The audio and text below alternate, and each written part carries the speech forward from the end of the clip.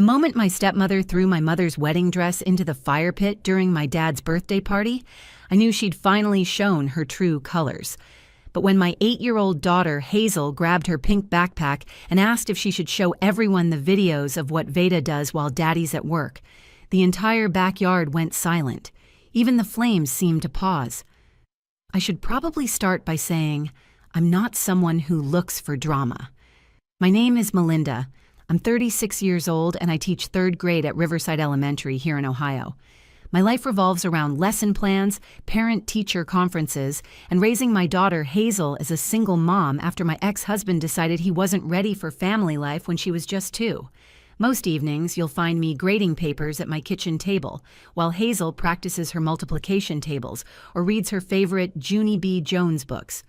My father, Robert, is the kind of man who's worn the same style of glasses for 30 years and still does the crossword puzzle every Sunday morning with a number 2 pencil.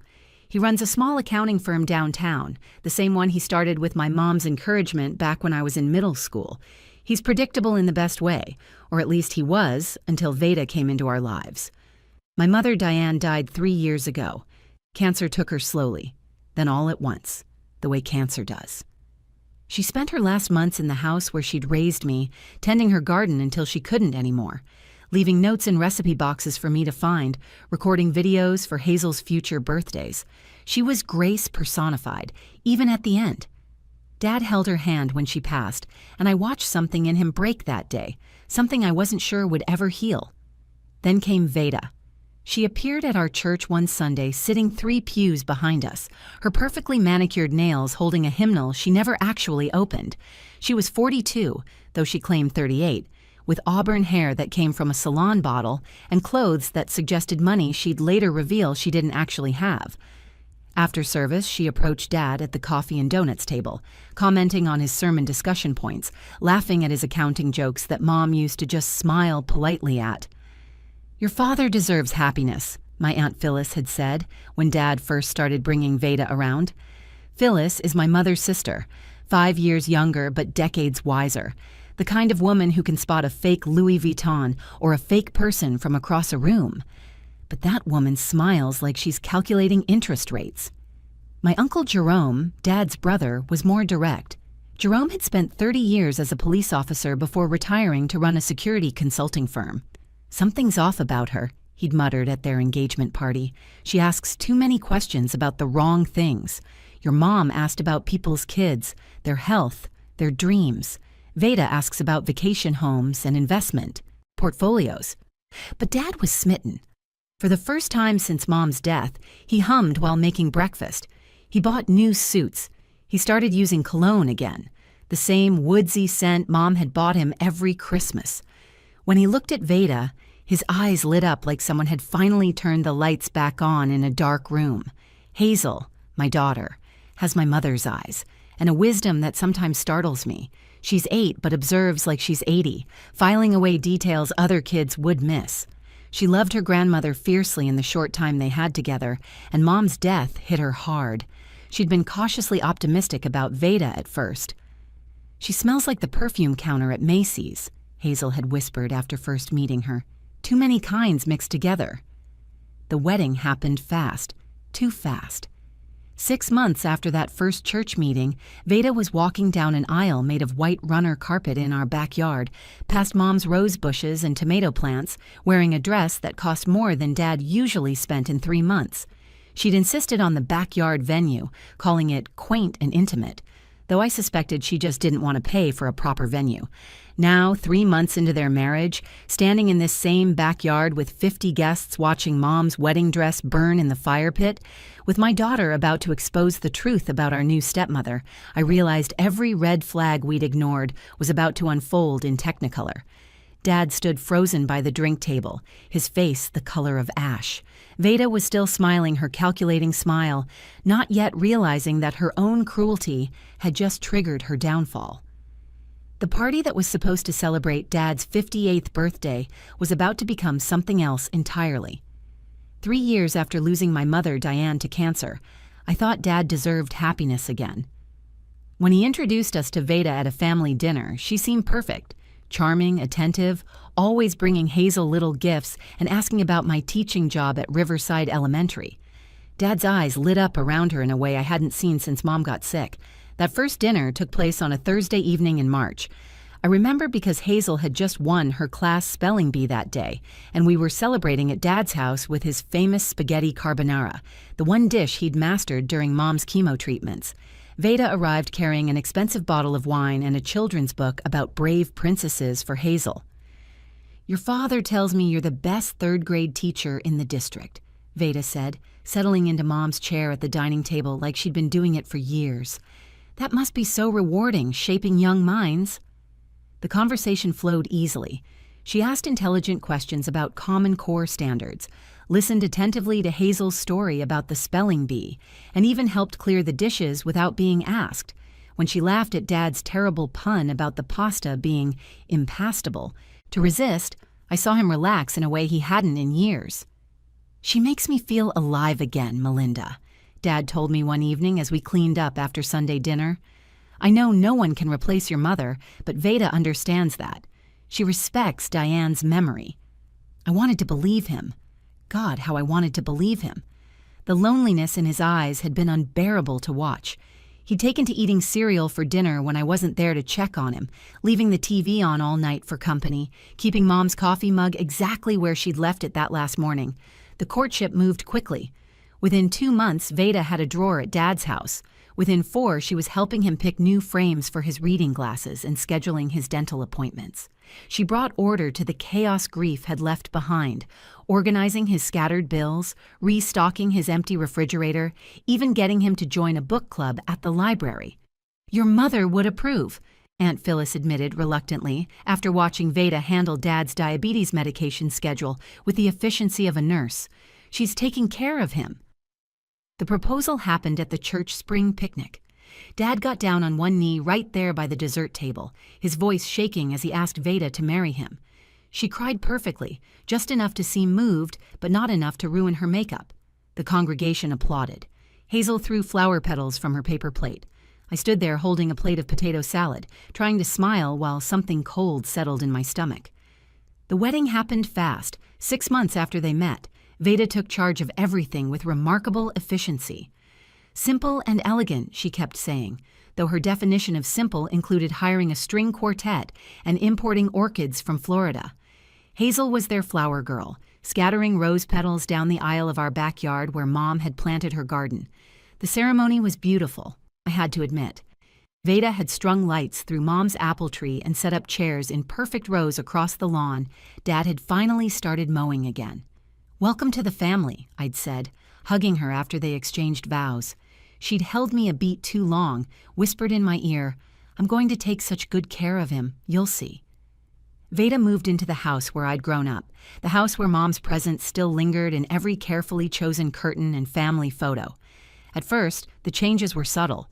Mom's collection of ceramic birds migrated from the living room shelf to a box in the basement, for safekeeping. The lace doilies Mom had crocheted disappeared, replaced by modern glass coasters. The living room repainted from Mom's warm yellow to stark white. "Just freshening things up," Veda would say with that practiced smile whenever I noticed something missing. "Your father deserves a space that doesn't feel like a museum." Dad seemed happy, so I held my tongue. He was showering regularly again, wearing ironed shirts, attending his Rotary Club meetings. He'd started laughing at sitcoms instead of staring through them. When Veda suggested they take ballroom dancing lessons, he actually agreed. Watching them practice their foxtrot in the kitchen where Mom used to dance alone to the radio while cooking, I felt a complicated mix of grief and gratitude. After all, I had my own life, my own home with Hazel just 15 minutes away. If Dad could find happiness again, if Veda could fill even a fraction of the void Mom left behind, who was I to object? Love appeared different the second time around, I told myself. More practical, less poetic. I should have paid attention to the way Veda's smile never quite reached her eyes. Everything changed the week before Dad's 58th birthday party. I'd stopped by to drop off decorations when I found Veda in the master bedroom, pulling Mom's clothes from the closet. The scene was surreal. Mom's dresses lay across the bed like colorful ghosts. Her favorite blue cardigan crumpled in a donation box. Her church shoes lined up by the door like soldiers being discharged.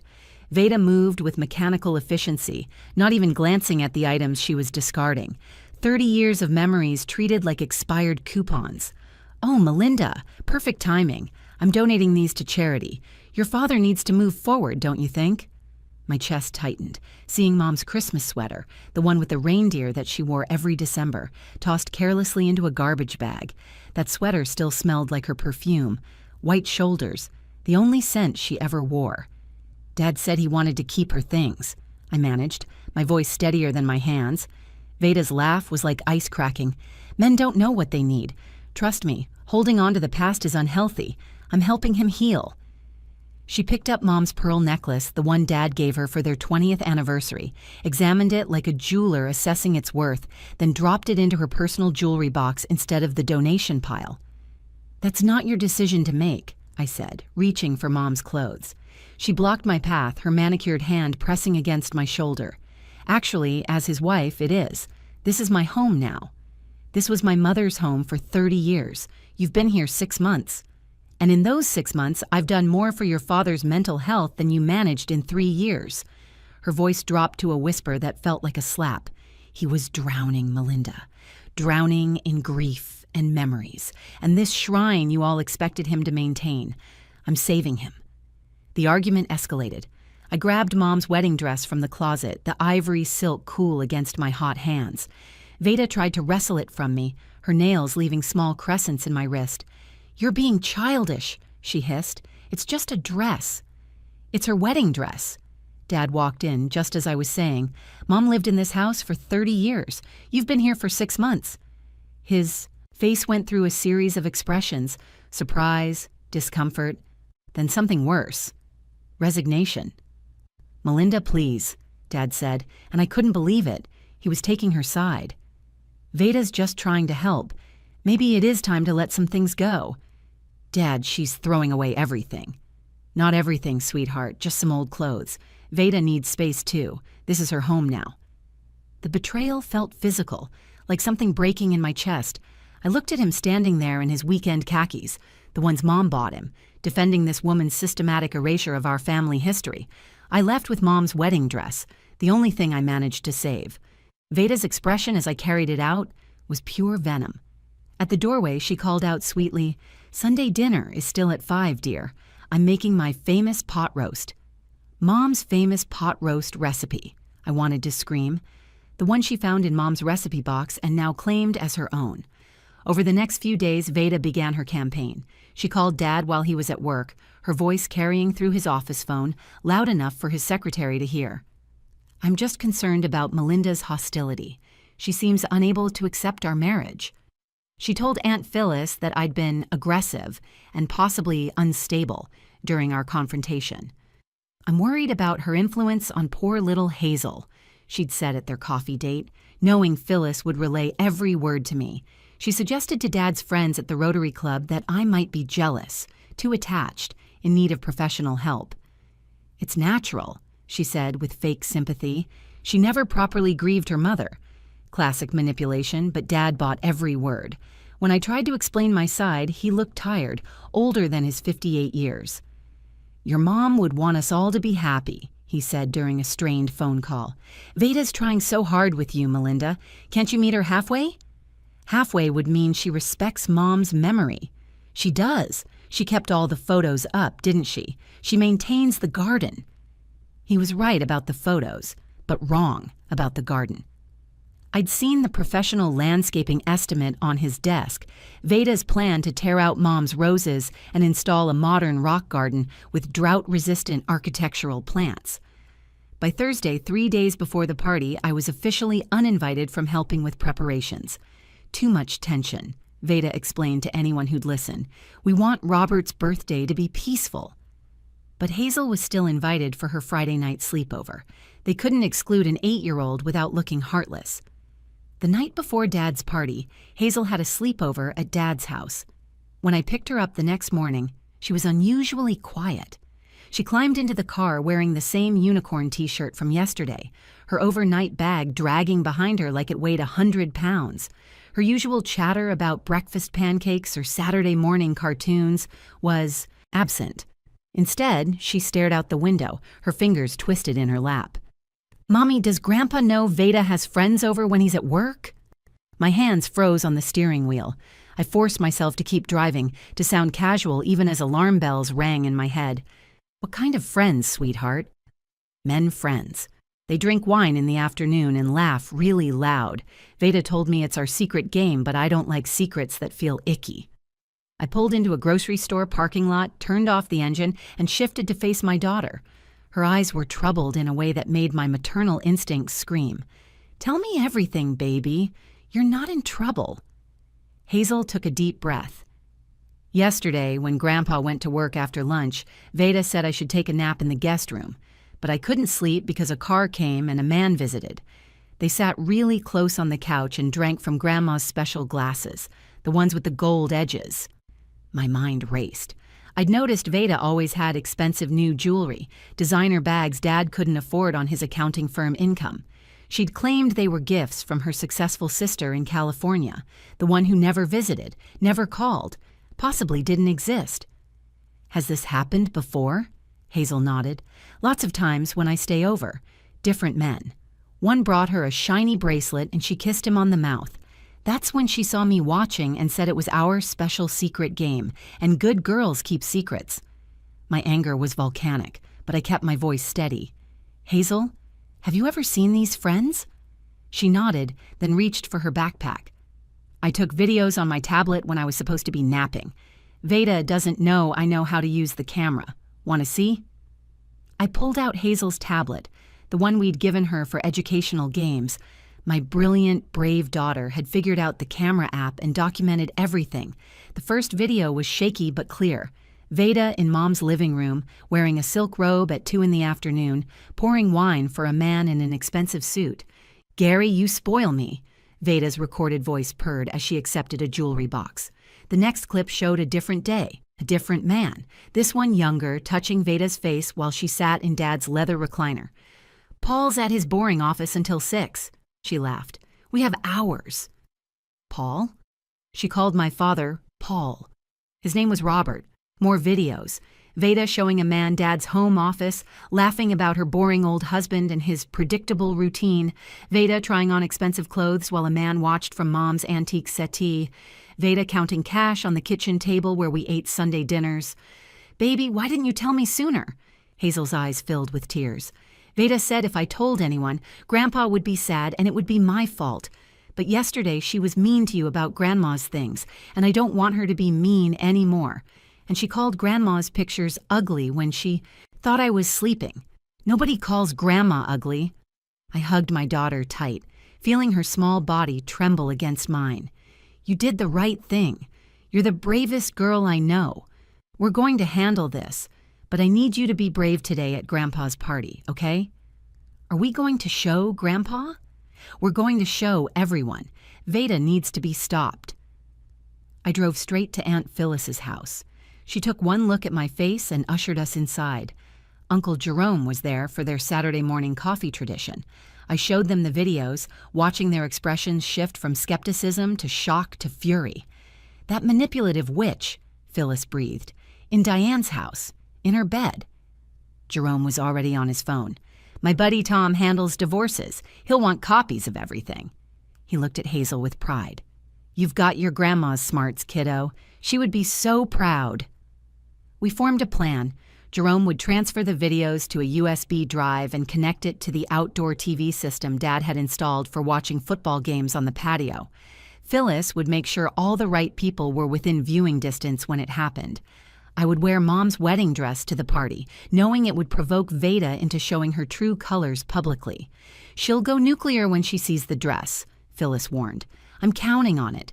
When she attacks me, Hazel will know it's time to speak up about the videos." I retrieved Mom's wedding dress from my closet, feeling like she was guiding me. Today at Dad's party, the truth would finally come out. The party was in full swing when it happened. 50 guests mingled in the backyard, the same yard where Dad and Veda had married. I'd purposely worn Mom's wedding dress, altered to fit me. Veda's eyes narrowed when she saw it. The dress caught everyone's attention as I walked through the garden gate. Mom's ivory silk gown, shortened and taken in at the waist, moved like water in the afternoon sun. Conversations stopped mid-sentence. Mrs. Patterson from Dad's office actually gasped. Dad stood by the grill with Uncle Jerome, his burger flipper frozen in midair. Veda stalked across the lawn in her designer heels, each step puncturing the grass. She wore red, of course, a tight dress that cost more than most people's mortgage payments. Her face had that painted-on smile, but her eyes were murderous. "Interesting choice for a birthday party," she said loud enough for others to hear. "Wearing your dead mother's dress? That's a bit morbid, don't you think, Robert?" Dad shifted uncomfortably, setting down his spatula. His face was a mix of confusion and embarrassment. "Melinda, maybe—" "It's inappropriate," Veda interrupted, her voice rising to ensure maximum audience. "This is supposed to be a celebration of Robert's life now, not a shrine to the past." She moved closer, her perfume aggressive and cloying. "You need help, Melinda. This obsession with your mother isn't healthy. I've been telling Robert for weeks that you need professional intervention." "The only intervention needed here is the truth," I said calmly. Her face twisted. In one swift motion, she grabbed the dress suddenly, her nails catching the delicate fabric. The sound of tearing silk cut through the party chatter like a scream. "You know what? I'm done with this family's obsession with Diane." Before anyone could react, she yanked harder, ripping the sleeve completely off. Then she marched to the fire pit where Uncle Jerome had been grilling. The flames were still dancing from the afternoon's burger cooking. In one violent motion, she threw the dress into the flames. "Time to make room for the new wife," she declared triumphantly, her voice carrying across the stunned crowd. The dress caught immediately, ivory silk turning orange, then black. 30 years of memories, the dress Mom had worn when she promised to love Dad forever, consumed in seconds. The crowd fell silent. Then, horrifyingly, a few of Veda's friends began to clap. Her yoga instructor, her hairdresser, 2 women from her book club, all applauding like this was performance art. Dad just stood there, frozen, watching Mom's dress burn. His face was gray, his mouth opening and closing without sound. That's when Hazel ran forward with her pink backpack. "Daddy," she said, her young voice cutting through the tension like a bell, "should I show everyone what Veda does when you're at work?" The word Daddy stopped everyone. Hazel never called him Daddy anymore, only Grandpa. But in her nervousness, she'd reverted to what she used to call him when she was smaller, when Grandma was alive. Dad's face went white. "What are you talking about, sweetheart?" Veda lunged for the backpack. "She's just a child with an imagination." But Hazel had already handed the tablet to Uncle Jerome, who was ready. Within seconds, he'd connected it to the outdoor TV we'd set up for the party. The 60-inch screen flickered to life. Suddenly, there was Veda on the screen, wineglass in hand, sitting on a stranger's lap in Dad's living room. The image was crystal clear, the audio perfect. "My husband's at his boring office," her recorded voice rang out across the silent party. "He has no idea how I spend his money or my afternoons." Gasps rippled through the crowd. Someone dropped a plate. The next clip showed her accepting an expensive bracelet from another man, this one younger than Dad by 20 years. "You're so much more exciting than Robert," she purred on screen. "He's sweet, but God, so dull. Still talks about his dead wife like she was some kind of saint." Dad made a sound like he'd been punched. Phyllis grabbed his arm to steady him. More clips played. Veda giving a tour of Dad's home office to a stranger, mocking his organizational system. Veda counting a stack of bills on Mom's kitchen table. Veda in Mom's bed with someone who definitely wasn't Dad, the wedding photo on the nightstand turned face down. "You burned my sister's dress," Aunt Phyllis said, stepping forward, her voice shaking with rage. "The dress she wore when she married Robert, when she was young and full of hope. You destroyed it like it was garbage while carrying on with men in her bed." "Those videos are fake," Veda shrieked, but even her friends were backing away. Her yoga instructor was already heading for the gate. Dad finally spoke, his voice broken but firm. Get out of my house." "Your house?" Veda laughed bitterly. "I'm your wife. I have rights. Half of everything is mine." "Not anymore," Uncle Jerome said, holding up his phone. "Robert's attorney. My golf buddy Tom already has copies of everything. And these videos, they'll make sure you don't get a penny. Adultery, fraud, and we're just getting started. Veda turned to Dad, tried one last manipulation. Robert, please, I love you. These are misunderstandings.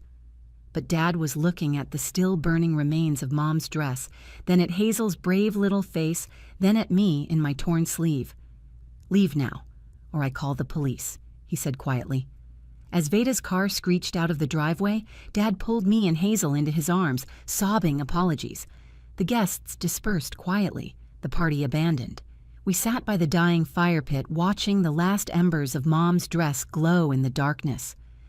I'm so sorry, Melinda.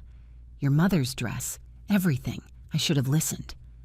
The tears came then, for both of us.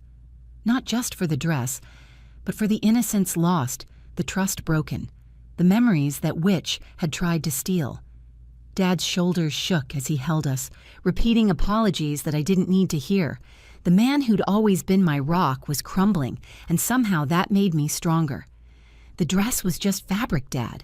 Mom's real legacy is in the values she taught us. Honesty, loyalty, family. Veda could burn the dress, but she could never touch that. Aunt Phyllis had salvaged a small piece of unburned lace from the dress's hem. She held it up in the fading light, this delicate remnant that had somehow survived. Diane's wedding veil was made from this same lace, she said. Her mother's before that. Maybe someday Hazel can carry on the tradition. Dad looked at Hazel, who was curled up against him, her tablet tucked away in her backpack like a weapon she'd never have to use again. You were so brave, sweetheart, but you should never have had to keep such a big secret. Mom says secrets that feel icky are usually bad secrets, Hazel said simply, and Grandma Diane wouldn't want you to be with someone who lies. The next morning, Dad changed the locks. Veda sent her brother to collect her things, but Jerome supervised every box, making sure nothing of Mom's disappeared. We found 3 pieces of Mom's jewelry in Veda's drawer, 2 of Dad's watches, and bizarrely, Mom's recipe box hidden in a suitcase. She'd been planning to take everything that mattered piece by piece until there was nothing left of our family's history. 3 months later, the divorce was final. Veda fought for alimony, but the evidence was overwhelming. The forensic accountant Uncle Jerome recommended discovered she'd opened credit cards in Dad's name, funneled money from his business account, and sold items from the house on online marketplaces. The men in the videos came forward when subpoenaed, each telling similar stories of Veda's promises, her lies about being in an unhappy marriage, her requests for money. Dad underwent therapy to understand how he'd been manipulated, how grief had made him vulnerable to someone who love-bombed him with attention while secretly despising our family's history. Dr. Morrison, his therapist, helped him see that Veda had targeted him specifically because he was a widower, because she knew he'd be lonely, grateful, less likely to question her motives. Predators know how to find grief, Dr. Morrison had said. They see it as an opportunity. He redecorated the house again, not to erase Mom, but to blend the past with the present. Her photos returned to the mantel, alongside newer ones of all of us. The garden she'd planted flourished under his care. He even took a master gardener class to better tend her roses, spending Saturday mornings pruning and feeding them while telling them about his week, the way Mom used to. I think I needed to learn that moving forward doesn't mean forgetting, he told me one afternoon as we weeded Mom's roses. Diane was my past, yes, but she's also part of my present through you and Hazel. Anyone who couldn't accept that was never right for this family. The community rallied around Dad in unexpected ways.